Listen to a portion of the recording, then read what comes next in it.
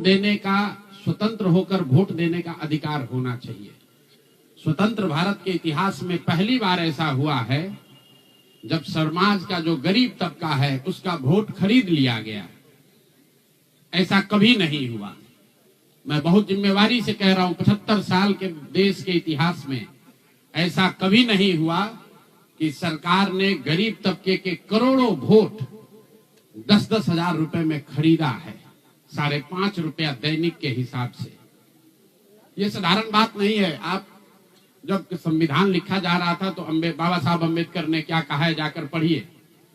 उन्होंने कहा कि मैं देश, आपकी जानकारी के लिए बता दूं, भारत उन चंद देशों में है जहां आजादी के बाद पहले दिन से यूनिवर्सल वोटिंग का राइट है कि गरीब से गरीब आदमी भी, अनपढ़ हो, पढ़ा लिखा हो, किसी वर्ग का हो, किसी जाति किसी धर्म का हो, उसको वोट देने का अधिकार है।